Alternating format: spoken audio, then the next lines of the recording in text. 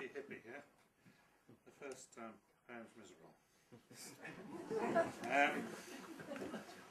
Late last year, the World Wildlife Fund and the London Zoological Society announced that by the best estimates they could work out, that since 1970, 1/3 of all vertebrates on the planet have disappeared. Vertebrates being birds, fishes, mammals, amphibians, reptiles, but not insects. And that struck me as pretty staggering. So when I was a child, for every 3 birds that existed on the planet, there's only 2 left. So I wrote this poem. It's called Soon We'll Have Any Words. It's a little safari. What kind of poor poet am I? If I were a perfect poet, the white rhino magic of my words would snort and scuff the ground, zigzag a fleet-footed armoured warning from this end of the page to you, hoist its aphrodisiacal horns high and square-lipped charge off this small stage into the sun-starched savannah of the Serengeti.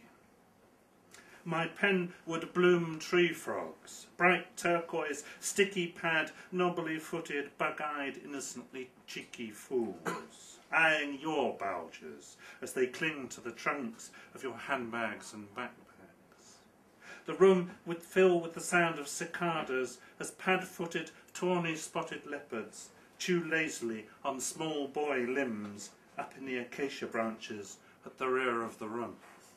And slithering, smooth-scaled rock pythons might curl with tongue-flickering affection about your feet.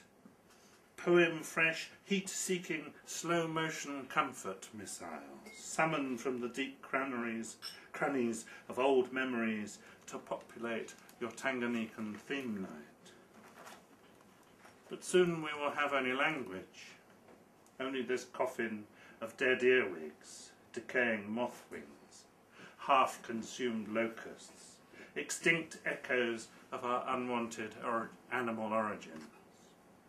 All I do is torture words until nature screams out in pain, and when I fold up the manuscript, the letters fall out dry and dusty, the soil of the savannah, the bleached bones of the past, which not even the tears of my sorrow will resurrect.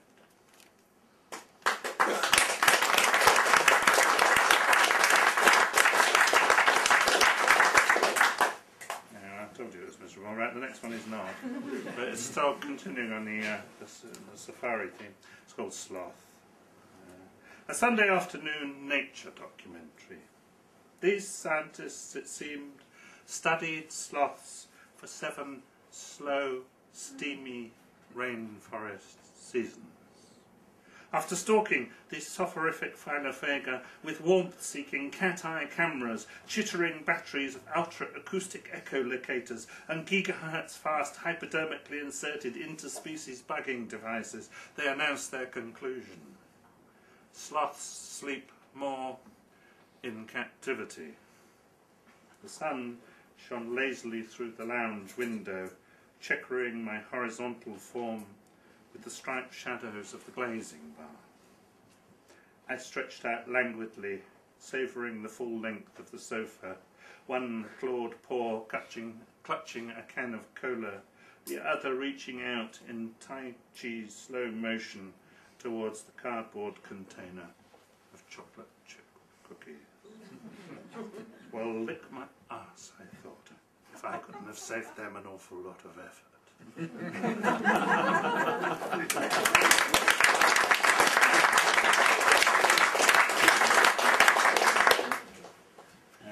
I'm going to do 2 more short poems. This one is, I suppose it's still on the safari in a way, but it's about mother-daughter relationships. It's called Two Women.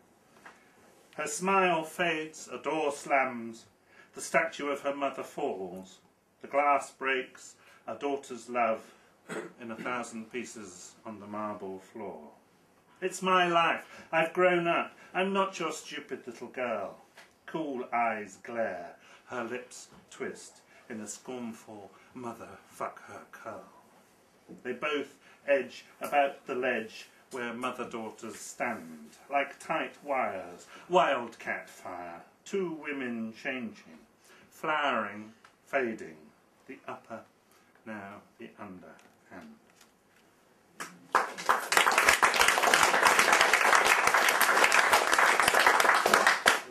And the last one is the shape of an owl.